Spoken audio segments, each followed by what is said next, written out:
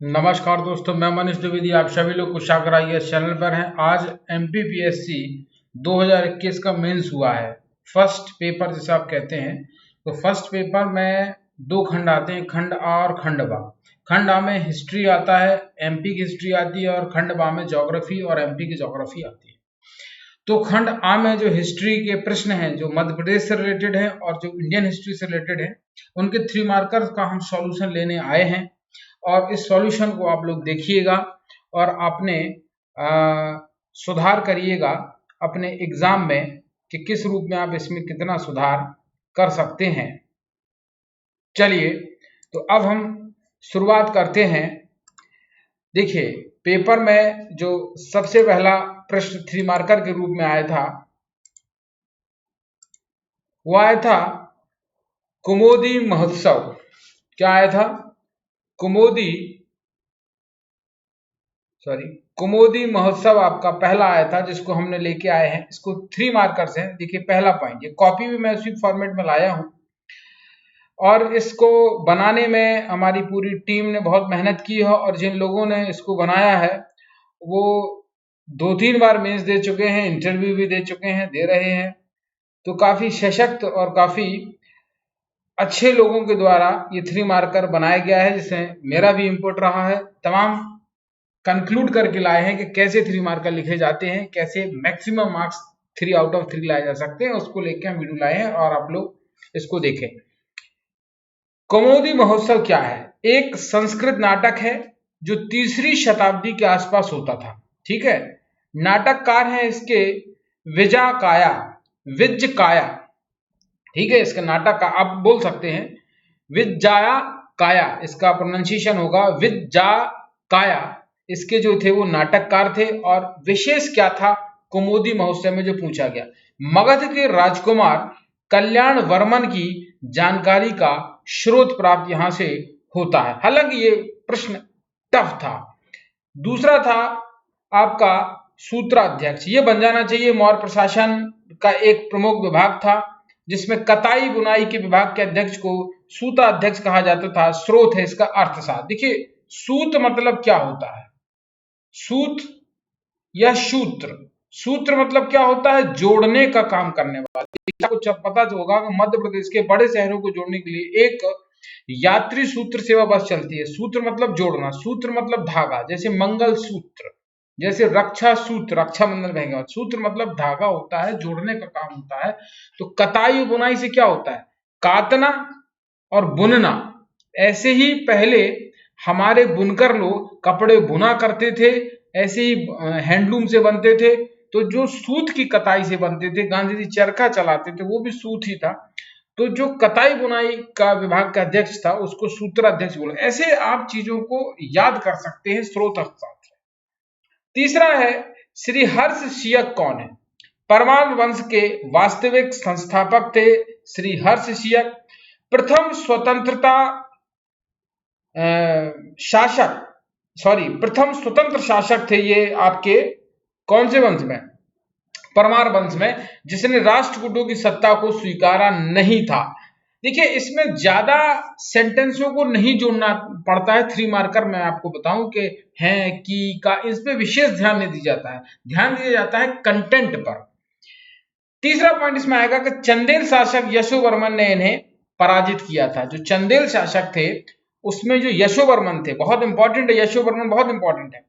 इन्होंने जो है श्री हर्षशीयक को पराजित किया था। और ये प्रथम स्वतंत्र शासक थे परमार वंश के, जिन्होंने राष्ट्रकूटों की सत्ता को अस्वीकार किया था। इसका तात्पर्य यही हुआ कि परमार वंश का जो डेवलपमेंट है वो राष्ट्रकूटों के अधीन हुआ। ये राष्ट्रकूटों के अधीन इनके पूर्वज काम किया करते थे।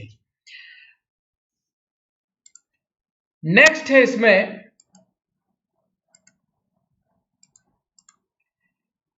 ख्वाजा तास। इसका हम लोगों को एक पर्याप्त सोर्स नहीं मिला कि ये कहां से पूछा गया है। इस पर यह माना जा रहा है कि ये सल्तनत कालीन से पूछा गया है। तो अब इसका प्रॉपर स्रोत नहीं मिला है, तो इसको हम लोगों ने अभी छोड़ दिया। हालांकि ये अपने आप में थोड़ा सा एक टफ क्वेश्चन है 3 मार्कर के स्तर पर। तो जब तक इसका पूर्ण सोर्स हमारे पास नहीं है, इसलिए इसको हम नहीं करेंगे। अंदाज के लेवल पर इसको बिल्कुल नहीं करना है। तो इसको हमने छोड़ा है। ठीक है, आगे हम आते हैं चांद बीबी। ये बहुत ही पॉपुलर नेम है, आपने सुना होगा। अकबर कालीन में चांद बीबी का जिक्र आता है। यदि आपने अकबर की स्टोरियां सुनी हैं, पढ़ी हैं, यहाँ स्टोरी का कहने का मतलब फिल्मों की बात नहीं हो रही है। यदि आप हिस्ट्री है, तैयारी कर रहे हैं, सीरियस एस्पिरेंट है, तो जब अकबर को आप पढ़ते हैं कायदे से, और अकबर एक महान शासक है, तो उनको बहुत विस्तार से पढ़ा जाता है। तो अकबर जब अपने अभियान करते थे तो अहमदनगर मुंबई में पड़ता है, आपको पता होगा। महाराष्ट्र में पड़ता है, मुंबई मैंने बोल दिया, सॉरी, महाराष्ट्र में अहमदनगर पड़ता है।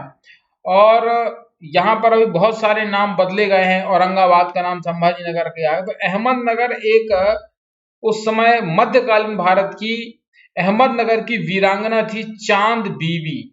क्या थी? चांद बीबी। इनके पिता का नाम था हुसैन निजाम शाह। इनके पिता का नाम हुसैन निजाम शाह था। मूल नाम इनका था चांद खातून। खातून मतलब होता औरत, ठीक है, खातून मतलब होता औरत।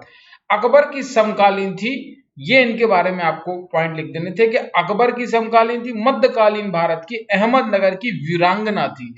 पिता का नाम हुसैन निजाम शाह, इनका मूल नाम जो था वो चांद खातून था। बाद में इनको चांद बीबी के नाम से प्रसिद्धि मिली। अगले 3 मार्कर की ओर हम बढ़ते हैं, जिसमें आया है अमीन आयोग। अमीनी आयोग क्या था? देखिए, अमीनी आयोग बड़ा फेमस है। इसका गठन 1776 में वॉरेन हेस्टिंग्स के द्वारा किया गया था। वॉरेन हेस्टिंग्स वही है जो 1773 के रेगुलेटिंग एक्ट के दौरान भी थे।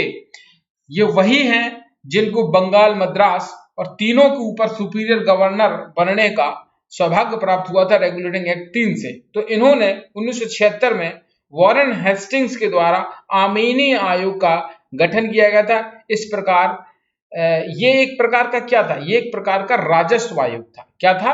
राजस्व आयोग था। इसका लेन देन पैसे था। राज मतलब पैसे का लेना देना होना, राजस्व आयोग। आप तहसील को बोलते हैं राजस्व विभाग, जिसमें आपकी तहसील आती है, एसडीएम बैठते हैं, डीएम बैठते हैं। तो राजस्व आयोग था, ये एक प्रकार का राजस्व आयोग था। कार्य क्या करता था ये? भारत के भूमि संसाधनों का आंकड़ा एकत्र करना, जमींदारों की स्थिति का पता लगाना। जैसे मैंने बोला कि आज के समय में राजस्व विभाग क्या है? तहसील है। तहसील क्या करती है? ग्रामीण लोगों के लेखपाल हैं, जो पटवारी हैं, क्या करते हैं? भूमि का क्या करते हैं? नाप करते हैं, नामांतरण करते हैं, सीमांकन करते हैं। तो ये सब जो है आंकड़े देते हैं। और लेकिन उस समय जो इसका कार्य था वो भारत के भूमि संसाधनों का आंकड़ा एकत्र करना और जमींदारों की स्थिति का पता लगाना। इसीलिए अमीनी आयोग का गठन वॉरेन हेस्टिंग के द्वारा किया गया था। अगला आपका टर्म था बकाश्ता। बकाश्ता क्या है? ये थोड़ा टफ था, ये आपको छोड़ना ही पड़ा होगा ज्यादातर बच्चों को, क्योंकि ये बना नहीं होगा। हालांकि जिन्होंने अटेम्प्ट किया होगा अच्छा है। ऐसी भूमि जिसका लगान न चुकाए जाने के कारण उसे हड़प लिया जाए। ऐसी भूमि जिसका लगान न चुकाए जाने पर उसको हड़प लिया जाए। परिणाम क्या होता था? बकाशत कृषक आंदोलन हुआ 1938 और 47 में। 1938 और 1947 में बकाशत कृषक आंदोलन हुआ। कहां पर हुआ? क्षेत्र कौन सा था ये? बिहार में हुआ। देखिए, आपको पता होगा बंगाल भी बिहार का था, क्षेत्र था और समृद्ध था, वहां गंगा जैसी नदियां हैं, तो इस कारण वहां एग्रीकल्चर के लिए बहुत इंपॉर्टेंट था। तो अब देखिए, आजकल एक नया ट्रेंड एमपीपीएससी में आया है प्रश्न पूछने में कि कृषक आंदोलन पूछे जाते हैं, आदिवासी आंदोलन पूछे जाते हैं। तो जितने भी कृषक और आदिवासी आंदोलन हुए हैं उन सबको आपको कवर करना है 2022 के मेंस के लिए, जो 30 अक्टूबर से है। ठीक है, तो जितने भी कृषक आंदोलन है, जितने भी आपके आदिवासी आंदोलन है, इन सबको आपको कवर करना। अगले व्यक्ति पूछे उन्होंने, हृदयनाथ कंजरू को आप बहुत जानते होंगे। भारतीय संविधान सभा के ये सदस्य थे। Indian council of world affair के संस्थापक थे। राज्य पुनर्गठन आयोग के सदस्य थे। इनके बारे में आपको पता होगा। ये जो दूसरा वाला पॉइंट है कम लोगों को पता होगा, 2 पॉइंट सामान्यतः लोगों को पता होंगे। तो इसमें जो है आपको तीसरा वाला पॉइंट जो इंपॉर्टेंट मैंने दिया है, जो कम लोगों को पता है, Indian council of world affair के संस्थापक थे। आगे बढ़े, भारतीय स्वतंत्रता बिल की यहां पर चर्चा हुई कि भारतीय स्वतंत्रता बिल आपको पता है ब्रिटिश की संसद में पारित हुआ है। बिल मतलब वही कि कहां पर हुआ है? ये ब्रिटिश की संसद में इसको पारित किया जाता था। इन बिल को ये हुआ 3 जून 1947 को। इसीलिए इसको डिकी बर्ड प्लान भी कहा जाता था, इसीलिए इसको डिकी बर्ड प्लान भी कहा जाता था, क्योंकि आपको जानकारी होगी कि उस समय जो लॉर्ड माउंटबेटन थे तो उनको डिकी बर्ड कहा जाता था, तो ये उनकी ही योजना थी, तो इसको डिकी बर्ड प्लान किया गया और 3 जून को ये पास किया गया और कहा गया कि जुलाई अगस्त तक, मतलब 15 अगस्त में भारत को आजाद कर दिया जाएगा और अंग्रेज तब तक अपना 2 महीने में सामान बांध लेंगे और धीरे धीरे करके वो ब्रिटेन की ओर शिफ्ट हो जाएंगे। यहाँ वो बसे नहीं, क्योंकि जो सल्तनत काल में तुर्क आए, अफगान आए, वो यहाँ बसते चले गए। मुगल काल में जो आए वो लोग यहाँ बसे, लेकिन अंग्रेज यहाँ बसे नहीं, वो भारत छोड़ के चले गए, क्योंकि वो आपसे ज्यादा वहां समृद्ध थे। उनकी यहाँ 1668 में स्वतंत्रता आ गई थी, 1668 में वो आजाद हो चुके थे, ठीक है। रक्त विहीन क्रांति से वो आजाद हो गए थे और वहां स्वतंत्रता थी, संसदीय व्यवस्था थी, तो वो यहाँ कहाँ रहते, अराजक राज्य में। मुगल अफगानिस्तान से आए थे, जहां कुछ था ही नहीं एग्रीकल्चर लैंड पे। ऐसे ही तुर्क थे, तो वो यहाँ आके बसते चले गए, गुलाम बनाते चले गए, लेकिन अंग्रेज यहाँ बसे नहीं। तो भारतीय स्वतंत्रता बिल 3 जून 1947 को आया। अन्य नाम इसको बोलते थे माउंटबेटन प्लान, मैंने पहले ही बोल दिया है। माउंटबेटन का नाम डिकी बर्ड था, उनका एक पेट नेम था डिकी बर्ड, तो उसको डिकी बर्ड प्लान भी आता है। प्रीलिम्स में कई बार क्वेश्चन आया डिकी बर्ड प्लान क्या है। तीसरा पॉइंट है भारत विभाजन, भारत संघ व पाकिस्तान में। भारत का विभाजन भारत संघ और पाकिस्तान में करना था। इसमें आपको पता है कि पाकिस्तान एक अलग देश बना, भारत एक अलग संघ बना। साथ में जो बड़ी रियासतें थी उनको भी ये छूट थी कि वो अपनी स्वतंत्र सत्ता कायम रख सकते हैं, या भारत संघ या पाकिस्तान में शामिल हो सकते हैं, जिसमें आपको मालूम है कि हैदराबाद लास्ट में शामिल हुआ, कश्मीर भी लास्ट में शामिल हुआ और जूनागढ़ रियासत भी लास्ट में शामिल हुआ। और 1949 में सबसे आखिरी में, आपको जान के हैरानी होगी, यहां लिखता हूं मैं, 1949 में सबसे आखिरी में आपका भोपाल शामिल हुआ और नवाब थे हमीदुल्ला खान। हमीदुल्ला खान आपके आखिरी नवाब थे 1949 में, जून 1949 में मुश्किल से शामिल हुआ, बीच में था, अदरवाइज वो अदरवाइज वो पाकिस्तान में जाना चाह रहे थे, हालांकि ऐसा संभव नहीं था। अगला है कर्मवीर, खूब सुना होगा आपने, माखनलाल चतुर्वेदी द्वारा संपादित समाचार पत्र है, जो वर्ष 1919 में जबलपुर से प्रकाशन हुआ। 1919 एक बड़ा इंपॉर्टेंट ईयर है, इसको आप जरा देखें। 1919 में आपको पता होगा कि 1919 में अधिनियम आया था, रॉलेट एक्ट की चर्चा हुई थी, इसमें बिना वकील बिना दलील के जो है इसको कानून माना गया था कि ना तो इसमें कोई वकील होगा, ना कोई इसमें दलील होगी, ठीक है, और ना इसमें कोई वकील की आवश्यकता है, जिसपे संदेह होगा उसको अंदर कर लो। इसी के विरोध में बहुत सारे जलियांवाला बाग में विरोध हुआ, वहां पर हत्याकांड हुआ, बहुत सारी घटनाएं हुई। तो माखनलाल चतुर्वेदी जो है भारतीय एक आत्मा, इनको नाम से जाना जाता है। ये राष्ट्रीय आंदोलन में ये भाग लिया करते थे, राष्ट्र के लिए ये लिखा करते थे। तो कर्मवीर में ये है, अंग्रेजों के खिलाफ लिखा करते थे, स्वतंत्रता के लिए लिखा करते थे, तो ये क्रांतिकारी बातें कर्मवीर में लिखा करते थे। तो ये यहां पर जानकारी कर्मवीर की हो गई।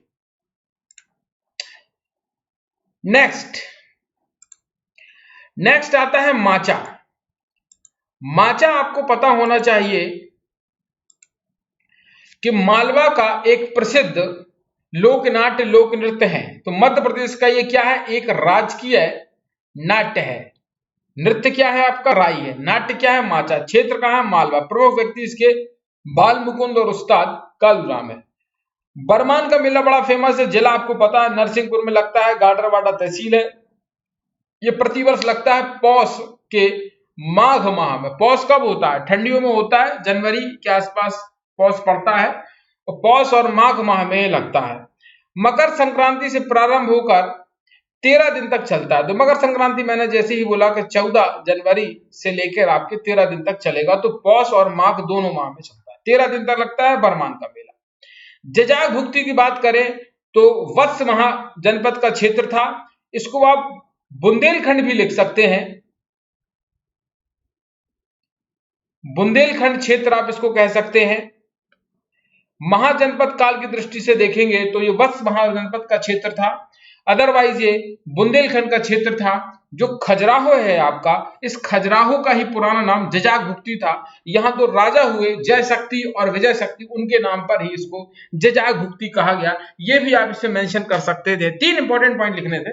शासक जय शक्ति के नाम पर जजाग भुक्ति कहलाया।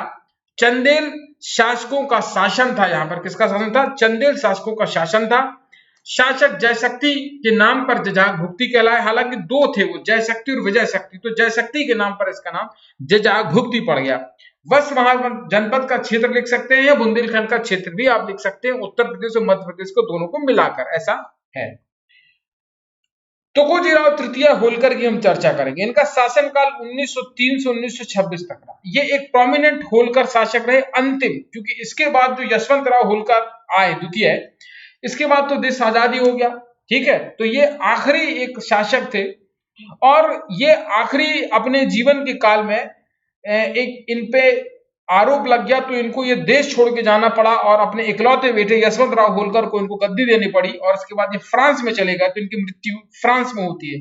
यदि प्रिलिम्स के लेवल पे ये फैक्ट आ जाए कि कौन से होलकर वंश के शासक थे जिनकी मृत्यु देश के बाहर हुई या पेरिस में हुई या फ्रांस में हुई, तो उसका उत्तर तुकोजीराव तृतीय होलकर है। प्रिलिम्स की दृष्टि से आप याद रखें इस चीज को। तो तुकोजीराव तृतीय होलकर अच्छा शासन चलाया और इनको उत्तराधिकारी यशवंतराव होलकर बने, इकलौते इनके बेटे थे, इनको ये गद्दी देके चले गए, इन पे हत्या का केस लगा, इसलिए इनको ये छोड़ के जाना पड़ा। ये इतना नहीं लिखना है 3 मार्कर में, मैं आपको जानकारी देख रहा हूं। प्रीलिम्स में पूछा जा सकता है कौन से ऐसे होलकर वंश के शासक थे जिनकी मृत्यु पेरिस में हुई। समाज सुधार में इन्होंने क्या किया? व्यक्ति कर्म से जाना जाता है, तो कर्म की दृष्टि से इन्होंने विधवा विवाह और सिविल मैरिज एक्ट में जो है इन्होंने अपनी महत्वपूर्ण भूमिका निभाने का काम किया। नेक्स्ट है दोस्त मोहम्मद खान। दोस्त मोहम्मद खान आप जानते हैं कि भोपाल के संस्थापक इनको माना जाता है। तो देखिए पहला शब्द तो यही है कि भोपाल रियासत के वास्तविक संस्थापक। स्थापत्य में क्या दिया इन्होंने? फतेहगढ़ का किला दिया, 2.5 सीढ़ी की इन्होंने जो है मस्जिद दी। इनका मकबरा, इनके जो उत्तराधिकारी वो यार, इनका मकबरा आपने देखा होगा जो बड़ी झील है, भोपाल का बड़ा तालाब है जो बीच में वो टापू दिखता है, वहां इनका मकबरा माना जाता है। तो वो आवश्यकता नहीं थी लिखने की, जो आपको 3 मार्कर में वो चीज लिखनी होती जहां से मैक्सिमम मार्क्स मिले। तो पहला पॉइंट, वास्तविक संस्थापक भोपाल के, फतेहगढ़ का किला और 2.5 सीढ़ी की मस्जिद इन्होंने बनाई, उत्तराधिकारी यार मोहम्मद खान थे। तो ये हमने आज मेंस के फर्स्ट पेपर के फर्स्ट पार्ट हिस्ट्री के 3 मार्क्स का कवर किए। आप बताइए आपको कैसा लगा। तो हम सेकंड पार्ट के 3 मार्कर ज्योग्राफी के भी आपके सामने लाएंगे, और यदि आप लोगों को अच्छा लगा, रिस्पांस अच्छा आएगा, तो हम 5 मार्कर्स पर भी हम और हमारी टीम काम करेगी। तो अगले वीडियो में हम अगले टॉपिक के साथ मिलेंगे, तब तक के लिए धन्यवाद।